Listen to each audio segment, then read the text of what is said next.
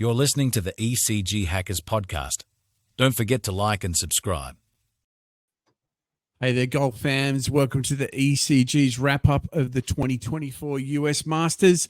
I'm the Ashman, joined by Zook. Let's go to Zook for the wrap-up. Cheers, Ash. Certainly an exciting finish. Certainly, if you were to just look at the leaderboard, you may have got the impression that it was a formality for Scheffler today, but it was certainly anything but that. Through 8 holes, there was a 4-way tie at 6 under at the top of the leaderboard. And as often is the case at the Masters, Armen Corner had a significant influence on the outcome of the tournament. Arberg and Morikawa found the water on 11, and Homer found the azaleas on 12. Through Armen Corner, Scheffler was even, Ludwig Arberg was one over, Morikawa 1 over, and Max Homer was 2 over. So it certainly played its role in determining the outcome. And with the others stumbling, Scotty then asserted his authority on the leaderboard with back-to-back birdies on 13 and 14 to stretch his lead with 3 shots with 4 holes to play. And from there, he wasn't touched, really. He ended up posting a 68 and finishing 11 under par, being 4 strokes ahead of Arberg in second place, who finished at 7 under, and the group of Homer, Morikawa, and Fleetwood, who all finished at 4 under. So, Ash, having time to digest and reflect, what was your highlight of the tournament? I just think tournament-wise, my highlight's probably just getting up early, setting the alarm, 2:30 Australia time. I really indulged myself into the whole broadcast, and I thoroughly loved it. I was watching the streaming very early in Australia and then flick across to the channel that I actually work for and watch the broadcast on linear TV, and I really enjoyed it. The chat group we had going, and even the wrap up that we've had here in the fantasy that we've done. So all in all, I think it was the most indulgent golf tournament I've been involved in. And now with the extended family, the ECG, with people like Tim from Discount Golf Balls who joined our fantasy group, and your mate Jake, it was a really thoroughly enjoyable and indulgent experience for a golf fan. But also, I actually saw a picture today. You see imagery and images and audio and footage of different US Masters that stick with you.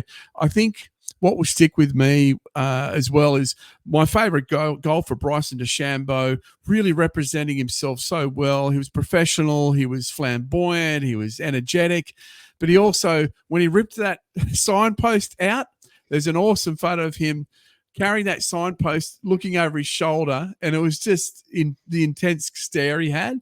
I think that's going to go down in history as probably a highlight of the tournament as well. But yeah, I hope that made sense. Yeah, no. That image of Bryson with that signpost, I think, will be iconic. And whenever I see that, I'll certainly think of the 2024 Masters. But but someone else who will forever be attached to the 2024 Masters is the eventual winner, Scotty Scheffler. This was his second Masters in 3 years. His third win in 4 PGA starts. Remember, he just missed a 5-foot putt to force a playoff at the Houston Open, right. So it could have been 4 for 4. And of note, he's yet to post a round over par in 2024, so he's certainly at the peak of his powers. Wow. Looking at the stats for the tournament itself, he was ranked second in terms of off the green, in terms of stroke gained. He was number 1 in terms of stroke gained around the green. And in terms of being tee to green, he was number 1 as well across the entire field. So he was really just in a class of his own. What was your thoughts on Scotty's performance this week, Ash? And how do you think he'll go in the remaining 3 majors? Yeah, look, it was exactly what we thought. I mean, I remember taking my mind back to when we first started this podcast earlier this year, and episode 2, episode 3 or something. I remember saying, I mean, he's the world number 1, so it's no guess, but I remember saying I think he's going to win the Masters this year. And he led from the front, really. He's just so consistent. I think that's a great thing about him is the shining facet of his game is so consistent. The fact that you just mentioned there, he hadn't shot under par. Is that this year? Yep, this year. Phenomenal. Yeah. Under par. That's phenomenal. When I'm just looking through his stats here as well. So interesting enough, round 1 fairways hit 86%, round 2, 79%, round 3, 86%. Look at this, round 4, 64% of fairways hit. It was probably his worst fairway round probably this year. But just the way he seemed to get on the green, his putts seemed to be working.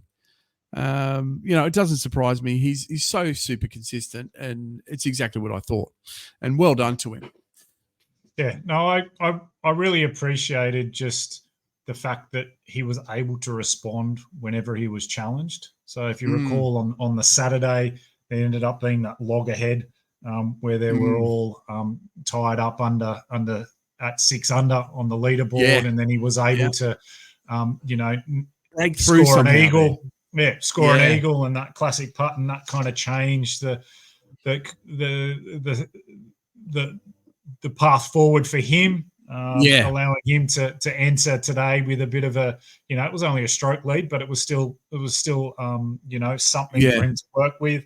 And then again, when things got tight, leading into Amen corner, he was able to respond and asserted himself better than the others. He just seemed to be so calm.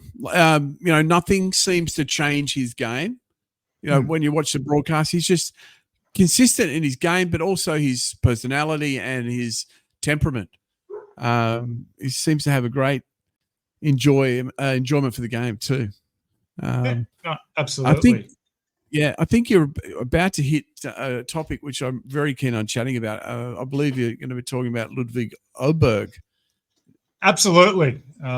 He seems to be the future of golf, and it's amazing just to realize that only 12 months ago he was playing collegiate golf. Yeah. And in that span of 12 months, he's competed at the Ryder Cup and now has placed second at the Masters.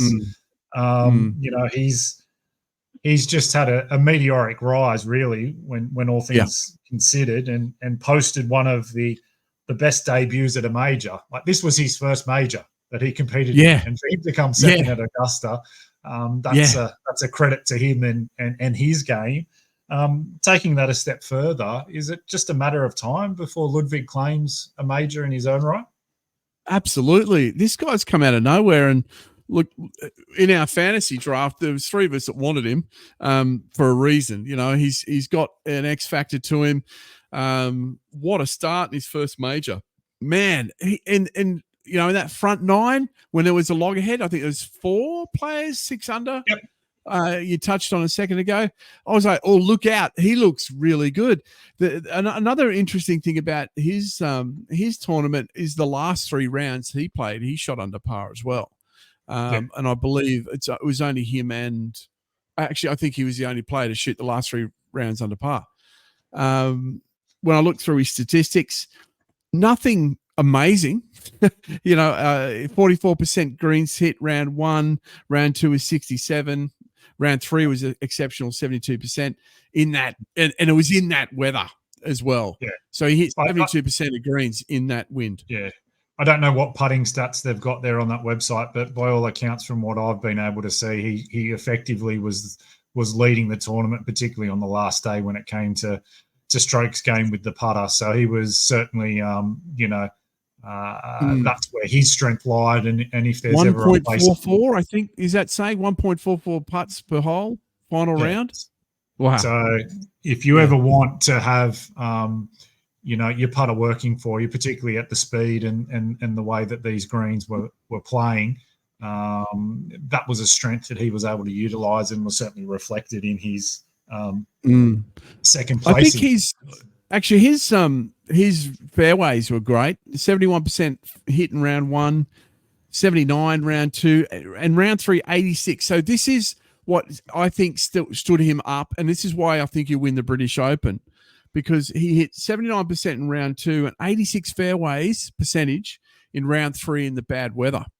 That's control. That's phenomenal. And then 79% in the last. His driving distance was huge. His average in round 4 was 316 yards. And I believe that's longer than Bryson in that final round. Yeah, Bryson wasn't driving the ball all that long, whether that was a function of course management in terms of trying to place the ball where he wanted for approach shots. But yeah, no, he never ended up being, how can I say, the leader in driving on any of the days, which was interesting. Yeah.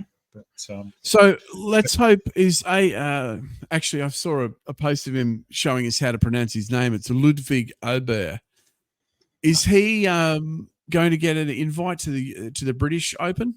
Is that something that happens by coming top 5 in the Masters, or how can we see him over there, you think? He's gonna collect a fair chunk of official World Golf Rankings points as part of this. So I think you'll be okay on that front and secure an entry via his world ranking there and cool. I think you should be okay there. I think he'd kill it over there in the British Open if it's windy and depending on what course it is. But I think that might really suit him just based on the way he played in the wind here that last week. No, absolutely. Just moving our attention to the Aussies in the field and probably the two that were in contention today. Cam Smith certainly looked like he was going to threaten early, particularly after an eagle on the second, but a bogey on the 5th kind of took the wind out of his sails, and he ended up posting a 1 under 71 to finish in a tie for 6 at 2 under for the tournament. So that wasn't a bad result for him. Cam Davis really didn't have a great start to the round with bogeys on the 1st and the 5th holes, but he continued to battle in true Aussie style, posted a 3 over to finish 1 over for the tournament and a tie for 12th. So that tie for 12th was important because that will get him an invite back to Augusta next year. So overall, Ash, how did you rate the performance of the Australian contingent this year? Bloody good, really. Think about how the 2 in the top 12. Cam Smith, awesome. He's done it again, and you can't underestimate that. No, he didn't win, but damn it, he was playing well. And he represented Liv really well. I was really proud of the way he's playing. He was just... His head was bobbing up over the fence there on the leaderboard for the whole final round. Very happy with the way he's played. Cam Davis just outside, but he'll get a ton of world ranking points there as well. Yep. No, I don't think we can complain. I'm quite proud of them, I thought. What about you? Yeah, the same. It was just both Cams kind of kept threatening and just didn't really get an opportunity. Whether it was weather related or the like, it just didn't seem to fire and allow them to post a low score to move up on the leaderboard. Yeah, but I think what I thought was interesting was Cam Smith's putting wasn't as good as it usually is. He's renowned as being an amazing putter. Actually saying that, check out. I'll bring the stats up. He's round 4. I lie, 1.39 putts per hole. So, but I think across the whole tournament, it just seemed like his putting was a little bit off. And those greens were just so lightning fast. But have a look at his fairways hit. Very consistent, 71% round 1, 57 round 2. But then he hit 79 in round 3 and 71 in round 4. So very consistent. And his driving average was around 295, I think it was. Distance-wise, but yeah, you can't complain about that. And a great representation of Liv there as well. I thought, Greg Norman copped a lot over the last 5 days or so, and I feel really bad for Greg Norman. But I think he was there to support Cam Smith, and that was great to see. Yeah, and I guess just taking that subplot a little further, the PGA v Liv. In the end, there were 4 players in the top 12, that being Bryson DeChambeau, Cam Smith, Phil Hatton, and Patrick Reed. So, with the top 12 and ties getting an invite back for 2025, that at least secures that those 4 Liv players will have representation. You were kind of, mentioning there how you felt, but about the whole. Did you put Reed in there, Patrick Reed in there too? Yeah, Patrick Reed. Yeah. Cool. So how did you feel? Oh, about look, the it's live players. great. Well done. Over-representation. I mean, realistically, they all did very well except John Rahm. That was disappointing. I got to say, I was really disappointed. I felt bad for him. You could see it was hurting him. Yeah, it really was would. when he had to put on the green brave jacket face. on Scheffler. He didn't Yeah. look like he was enjoying himself, and it was his face really said it all, to be honest. It did. But I think overall, Liv did represent exceptionally well to have that many in, as a percentage of the rest of the field. I'm getting a bit sick of this division, though. I'm getting sick and tired of it. Golf's golf. And I did see Rory McIlroy said something again about we need to cohabitate. A few of them have said the same thing. And I saw a very interesting post today saying that it won't be very long until Liv will be doing 72 holes. And I think if they did 72 holes, that'd change everything. I mean, it changes the whole concept of Liv being 54. But if they did change to 72 holes, bang, what's the excuse then? And I think they should do it just to bring parity between the two. And I think from a fan's perspective, it's almost getting cringeworthy, all this backstabbing and stuff going on. And I just wish they can move on from there. But yeah, that's my 10 cents worth. If they go to 72 and if they get their, call it, official world golf ranking points, then what's the point of merging? But anyway, that's my 2 cents. Yep. But perhaps we might just wrap this one up and close with a fantasy update. Ash? Yes, absolutely. Let me get my mouse happening here. Sorry. Here we go. I'll bring it up. Wow. I got blown out of the water. Embarrassing for the Ashman. So coming in at 4th place was yours truly, Ashman. I ended up with 45 over. Who let me down the most was Victor Hovland. Brooks Koepka was in my squad. Joaquin Neiman, who I picked to win the thing, he actually finished on 2 under. I mean, congratulations to him. That's pretty bloody good too. And Tornbund Olesen had a shocker. And I ended up at 45 over, coming dead last. Then we had Tim from Discount Golf Balls. He finished on 31 over with Aberg, Akshay Bhatia, Dustin Johnson and John Rahm. So he was a bit unfortunate there. Then we had Damo at 33 over. He had Jason Day, Bryson DeChambeau, Ryan Fox and Gary Woodland. Jake, the world's greatest accountant, or I should say the second greatest accountant, had 27 over. Matt Fitzpatrick, Zach Johnson, Phil Mickelson and Cam Smith. And then the winner of the 2024 Orange High Vis Vest fantasy competition is Zook with 14 over.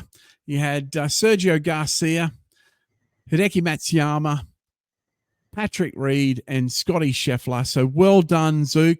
Congratulations to you. You win the high vis vest. And little golf claps going on there. But it's been a whole lot of a pleasure watching this year. I'm looking forward to the next major. What is the next major? British Open? It's the PGA Championship at Valhalla. So that's about a month away. So awesome. looking forward to that one. Absolutely. So we'll get the fantasy draft happening again, and we'll keep our updates. Keep in touch with us on Instagram at ECG Hackers. Also, our YouTube profile is ECG Hackers. We're on Twitter as well, or X they call it now, ECG Hackers. If you want to join in the conversation, join us there. You can send us an email at ecghackers@gmail.com. Only a couple of days away, we've got our big show, the 1 hour show we release every Thursday. I think this week we're going to be joined by Dooley. I'm going to be hitting us from down in Coffs Harbour. Most likely I'll be setting up the podcast on the 9th hole there at Pack Bay. And then I think we've got Club Lock joining us as well this week. And the 4 ball is going to be Celebrities Who Golf, I believe. Interesting. Interesting. Thanks so much, Zook. It's always fun chatting with you, chatting golf. Thanks to everyone who's watching around the world. It's been fun as always. See you Thursday. You're listening to the ECG Hackers podcast. Don't forget to like and subscribe. Each week,